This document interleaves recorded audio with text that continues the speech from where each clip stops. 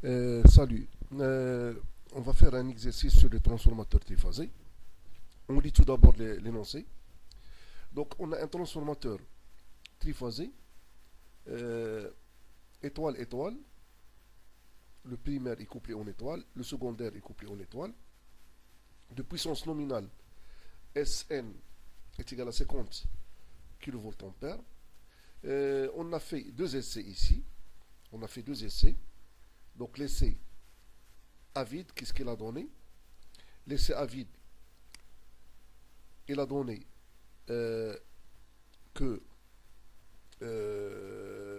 sous une tension nominale de 5500 volts au primaire, on a obtenu une tension à vide au secondaire de 380 volts, une P0, une puissance à vide de 750 watts. Laissé en court-circuit avec un courant secondaire nominal, on a une tension UNCC est égale à 225 volts et une puissance en court-circuit de 815 watts. La première question, calculer la résistance RS ramenée au secondaire pour une colonne. Donc on a ici trois colonnes, 1, 2 et 3. Pour chaque colonne, il y a une résistance ramenée au secondaire,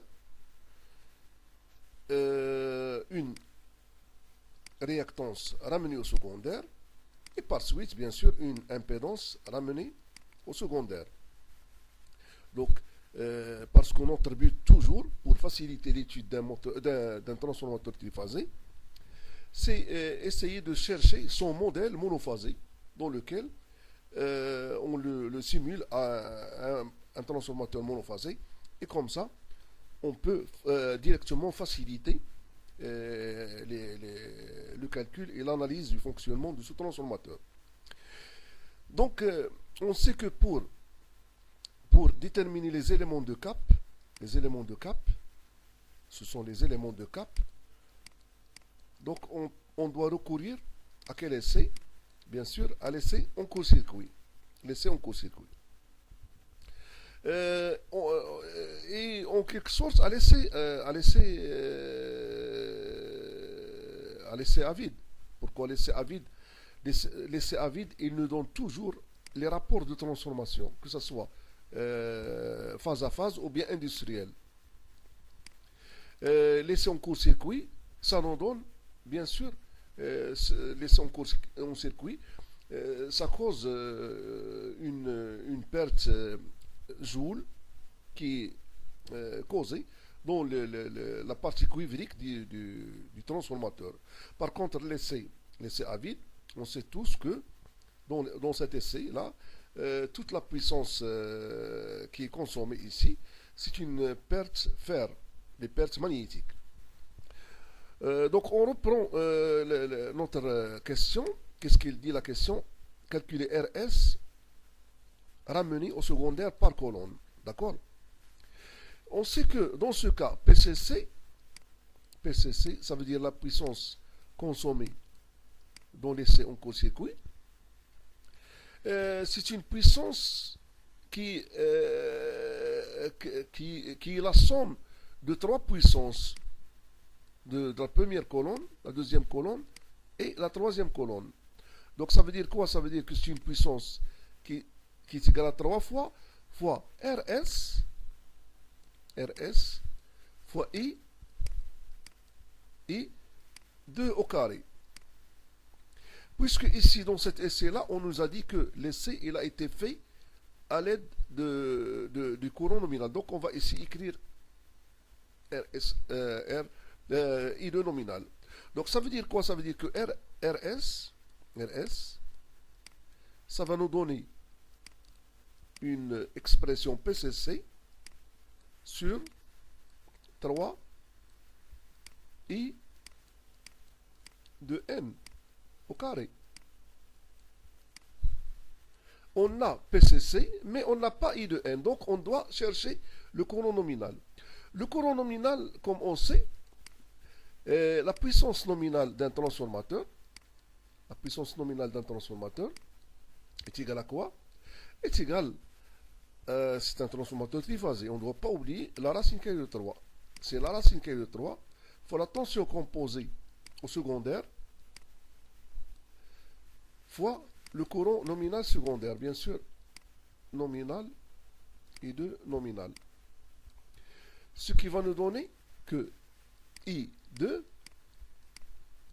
N est égal à Sn sur la racine carrée de 3 fois I de N. I de N, on va ici bien sûr la prendre comme 380. Donc Sn c'est 50 kVA. Donc ça va nous donner un courant de quoi? De 76,05 ampères. 0,5 ampères. Donc si on applique ce courant-là dans cette formule-là, qu'est-ce qu'on va avoir?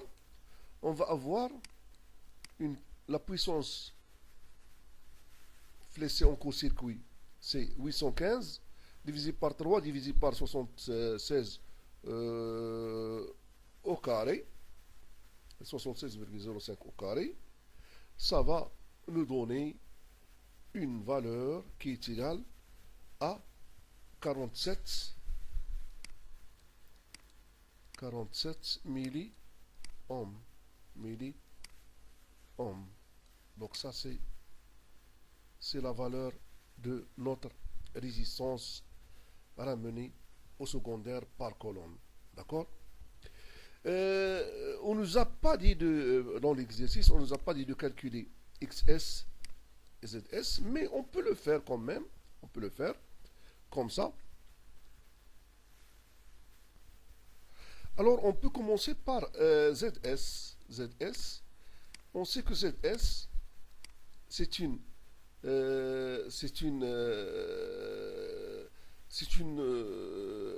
impédance ramenée au secondaire par colonne.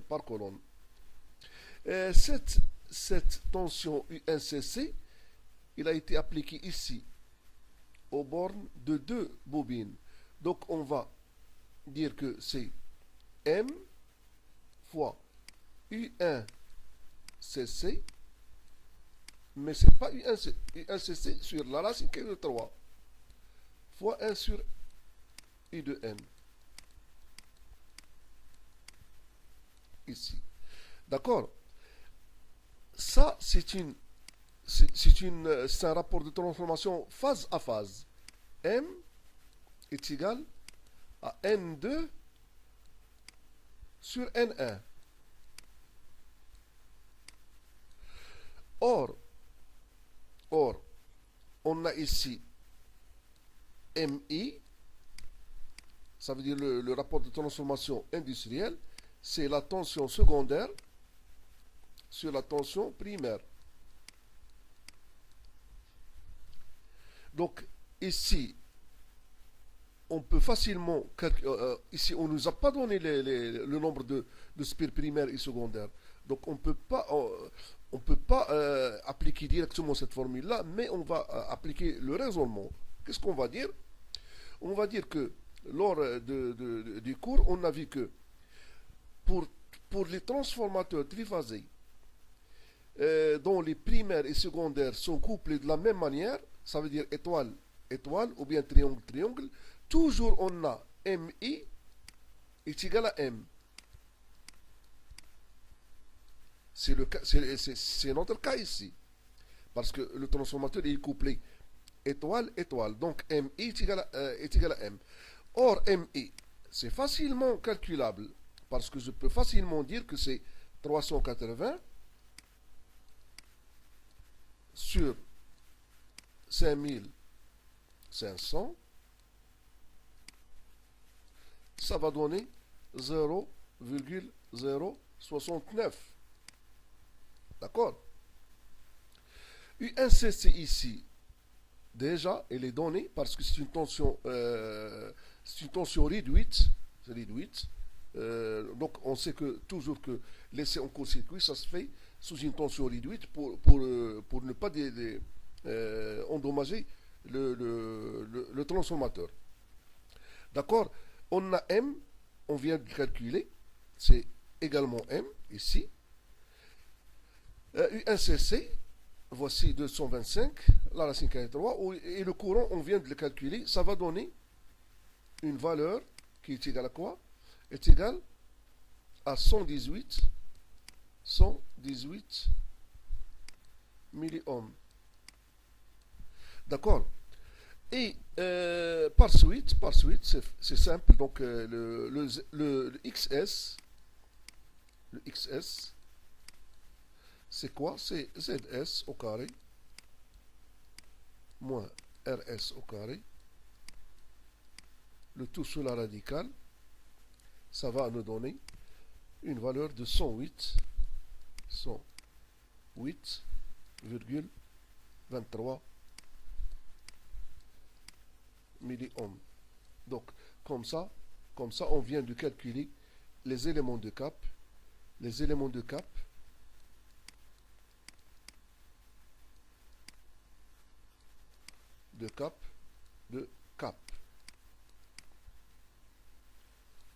qui sont XS, RS et XS.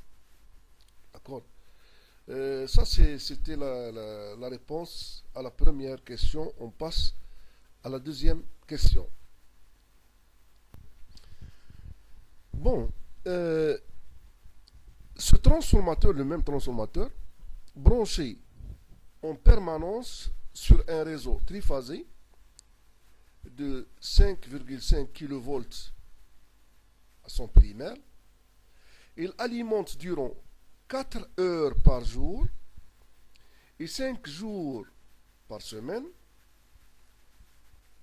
10 moteurs triphasés 3 kW de rendement, puissance issue bien sûr 3 kW, de rendement 0,85 et de facteur de puissance 0,85. Et en même temps, 60 lampes de 100 watts, 220 volts répartis régulièrement sur les 3 phases. Bien sûr, pour ne pas déséquilibrer les phases du transformateur. Pour qu'on ait une charge purement équilibrée. Alimente et le transformateur alimente durant 4 heures par jour et 5 jours par semaine les 10 moteurs seuls. Ça veut dire quoi? Ça veut dire que les moteurs et les lampes ne fonctionnent pas de la même manière. Et que bien sûr ici on remarque que les moteurs ils fonctionnent plus que les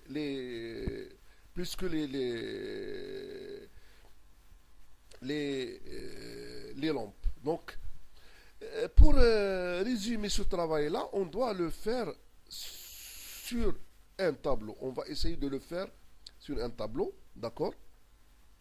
Donc sur ce tableau là, qu'est-ce qu'on va faire? On va essayer de rassembler toutes ces données-là. Donc on a, qu'est-ce qu'on a? On a les charges, on a deux types de charges. On a les moteurs et les lampes. On nous a dit que les moteurs, ils ont un facteur de puissance de cos phi est égal à 0,85. Donc ça veut dire leur tangente phi est égal à 0,61. Pour les lampes ici, ce sont des lampes à incandescence. On sait que les lampes à incandescence peuvent être considérées comme des résistances pures. Et comme ça, on va considérer que, puisque ce sont des résistances pures, donc on va considérer que leur facteur de puissance est égal à 1. Et par suite, leur tangente phi est égal à 0.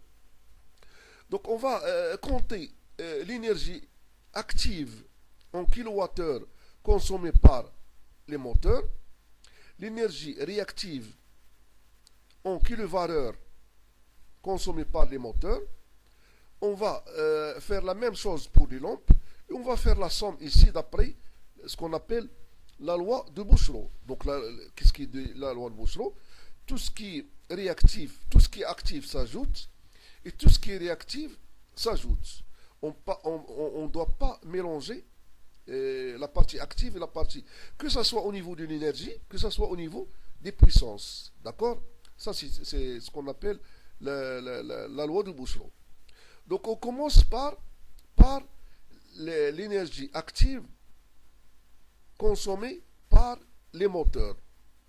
On va l'écrire ici. Donc, pour les moteurs, on commence par les moteurs. Les moteurs, ils travaillent 4 heures par jour et par semaine. 4 heures par jour et 5 jours par semaine avec les lampes. Et ils travaillent 4 heures par jour et 5 jours par semaine seuls. Donc, combien ils travaillent par semaine? En fait, ils travaillent 8 heures. 8, voici 8, qu'on va le multiplier par 5 jours, qu'on va la multiplier par 3 kilowatts, fois 10, parce qu'on a ici 10 moteurs.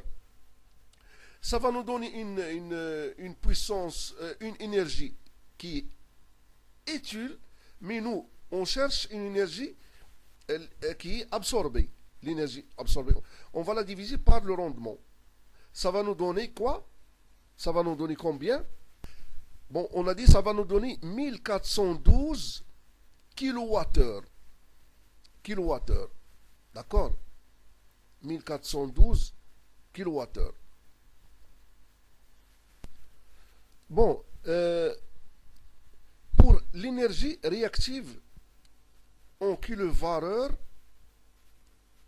consommée par les moteurs, on sait que l'énergie réactive sur l'énergie active, ça donne toujours une tangente phi. Ça veut dire quoi? Ça veut dire que l'énergie réactive, c'est quoi? C'est une énergie active fois quoi? Fois la tangente phi. Donc, si on multiplie 1412 kWh par la tangente phi du moteur, ça va nous donner une puissance, plutôt une énergie réactive. Donc on va l'écrire ici. Donc ça va nous donner 1069 kWh. Donc 1412, on la multiplie par 0,61, ça va nous donner ça. D'accord? On va faire la même chose pour les lampes. Donc pour les lampes, qu'est-ce qu'on a? Les lampes, ils fonctionnent 4 heures par jour. D'accord? Et 5 jours par semaine. Ils ont une puissance de 0,1 kW qu'on multiplie par 60. Ça va nous donner 120 kWh. 120 kWh. D'accord? Et bien sûr, on multiplie 120 par 0, ça va nous donner ici 0. Et on va faire le résultat. On va faire la somme des énergies actives et la somme des énergies réactives. Et on va voir ce que ça va donner. Donc d'après Bouchereau, les énergies réactives, ils s'ajoutent. Les énergies actives s'ajoutent, les énergies réactives s'ajoutent. Comme ça, on aura grosso modo 1532 kWh comme énergie active et 1069 kWh pendant une semaine. Ça, c'est une consommation pendant une semaine. On va raisonner seulement sur une semaine. Et qu'est-ce qu'on va faire? On va dire que, qu'est-ce qu'on a dit? On a dit que l'énergie réactive sur l'énergie active, ça veut dire les VAR sur les watts, il nous donne une tangente phi, et cette tangente phi, on peut chercher son angle et on va déterminer le facteur de puissance de l'installation ici, donc toute l'installation. Donc on va essayer de l'écrire. On va essayer de...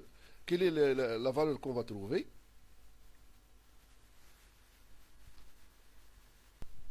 Donc si on divise 1069 sur 1000, donc si on divise 1069 sur 1532, ça va nous donner tangente de phi. Donc, tangente de phi, c'est 69, ce qui va nous donner un facteur de puissance de 0,82. Donc ça, c'était pour une semaine. Donc on a fait le calcul de ça pendant une semaine.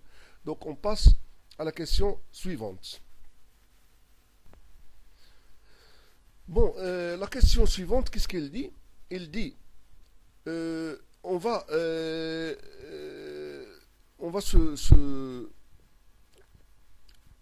se concentrer sur le fonctionnement simultané des deux charges. Ça veut dire lorsque le transformateur alimente en même temps les lampes et les moteurs. Donc dans ce cas, dans ce régime-là, calculer le rendement du transformateur, sachant que la puissance consommée par les moteurs, elle est 3 kW par moteur, avec ses caractéristiques, et la puissance consommée par les lampes, ça veut dire c'est 100 watts par lampe, et on a 60. Donc, comment on va faire pour résoudre ce problème-là? D'accord?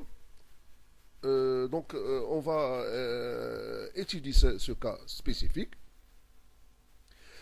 On va essayer de faire la même chose, de regrouper tout le travail sur un tableau qu'on va essayer d'expliquer. D'accord? Donc, dans ce tableau-là, on a les moteurs et les lampes. On sait que les moteurs, ils ont un facteur de puissance 0,85. Qu'est-ce que ça veut dire? Ça veut dire que leur sinus, donc on fait on cherche l'angle, on fait son sinus, on trouve que c'est 0,52. On fait la même chose pour les lampes. Les lampes, ils ont un facteur de puissance qui est égal à 1. Automatiquement, le sinus est égal à 0. Donc on va essayer de chercher pour chaque cas. Ici, on va chercher un courant actif et un courant réactif. Le courant actif, ça veut dire le courant actif, c'est quoi? Le courant actif, c'est le courant efficace du moteur, bien sûr. Le courant actif du moteur, c'est le courant efficace du moteur fois cosinus phi du moteur. Le courant réactif du moteur, c'est le courant efficace du moteur fois sinus du moteur. La même chose pour la lampe. La lampe également, il a un courant actif et un courant réactif. Seulement pour la lampe, c'est plus simple. Pourquoi? Ici, la lampe, il a un sinus nul. Donc ça veut dire que son courant réactif également, il sera nul. Puisque son sinus, il est nul. Donc, grosso modo, la lampe, tout ce qu'il consomme comme courant, c'est un courant qui est actif et non pas réactif. Donc ces courants-là, bien sûr, ils sont en ampères. On va essayer de les chercher et de remplir ce tableau-là pour déterminer le courant total de l'installation et par suite résoudre ou bien répondre à la question posée. D'accord? On va commencer par le calcul du courant dans les moteurs. Donc qu'est-ce qu'on a? On a la puissance totale des moteurs, on va l'appeler M, c'est combien? On a, 10 moteurs, 10 fois 3 kilowatts, 3 kilowatts sur 0,85, le rendement, parce qu'on a besoin d'une puissance absorbée. D'accord? Ça va donner combien? Ça va donner 10 fois 3000 sur 0,80, ça donne 35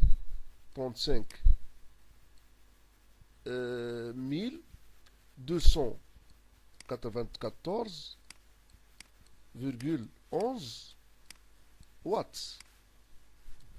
Donc ça veut dire quoi? Ça veut dire que cette puissance des moteurs, il va nous donner quoi? C'est égal à la racine carrée de 3 fois la tension d'alimentation qui est 380 fois le courant, on va l'appeler courant du moteur, fois le facteur de puissance du moteur. Ça va donner un courant I efficace qui est égal à quoi? Est égal à la puissance, cette puissance M sur la racine carrée de 3 sur la tension fois cos phi M. On a tout ça, ça va nous donner une valeur I M efficace qui est égale à combien? À 63,16 ampères. Donc le courant efficace, c'est 63,16 ampères.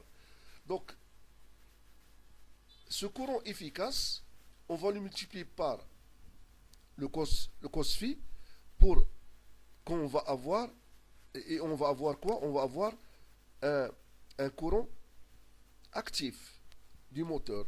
On va faire la même chose, on va prendre le même courant efficace, on va le multiplier par 0,52, on va avoir un courant réactif. On va remplir ce tableau-là et on passe à la deuxième étape. Donc, ce qui va nous donner, après le calcul, il va nous donner un courant du moteur actif. Le courant actif, c'est 53,68 et un courant réactif du moteur 32,84 actif. Donc réactif, pardon. Donc bien sûr les deux courants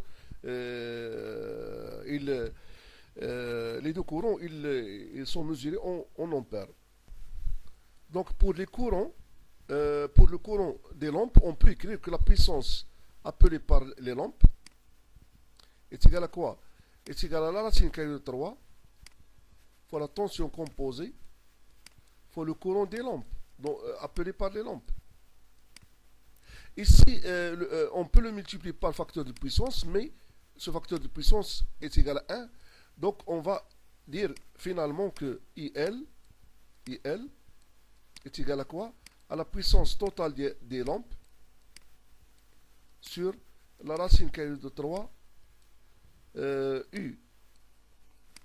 La puissance totale des lampes, c'est combien? C'est 100 fois 60, ça donne 6000 watts.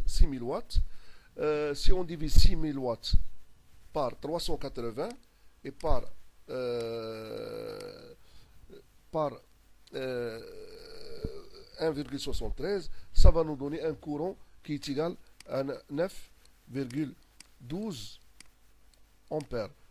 Donc c'est un courant qui est purement actif, parce que les lampes, on a dit que ce sont des charges qui sont purement résistives et ils ne consomment pas d'énergie réactive. D'accord? On remplit ce tableau-là. Et qu'est-ce qu'on va faire? On va, comme la loi de Bouchon également, il s'applique ici. Il dit qu'on peut ajouter les actifs, qu'on peut additionner les actifs, on peut additionner également les réactifs. Et par la suite, qu'est-ce qu'on va faire? On va avoir un courant total qui est égal à quoi?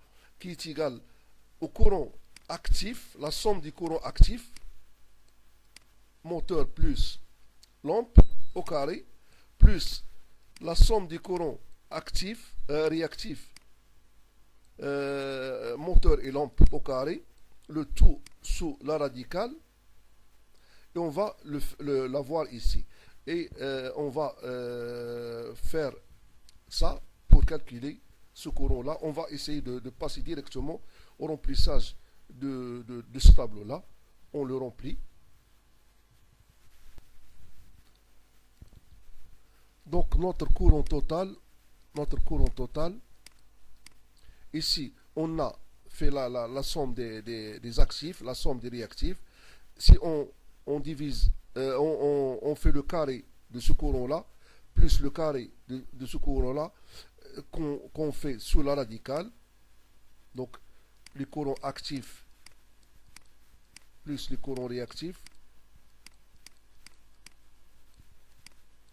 ça va nous donner un courant total finalement de 70,86 ampères. 86 ampères. Bon, lorsque les lampes et les moteurs fonctionnent simultanément, donc on peut également calculer dans ce cas le facteur de puissance de l'installation. Il suffit de dire que tangente phi, elle est toujours égale au réactif sur les actifs. Ça, c'est la formule générale. Tout ce qui est réactif sur l'actif, ça donne tangente phi. On peut calculer la tangente, on peut calculer le facteur de puissance. On va donner le résultat final de tout ce travail-là sur ce tableau-là. On va essayer de le remplir. D'accord. Donc la question, le reste de la question, c'est maintenant c'est simple. Donc on a les pertes joules. Les pertes joules, ils vont être donnés par la formule suivante. Donc les pertes joules sont égales à quoi?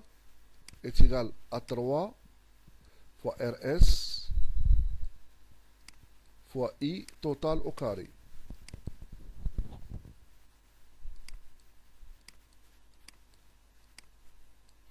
RS, on l'a déjà calculé, c'est 47 milliohms.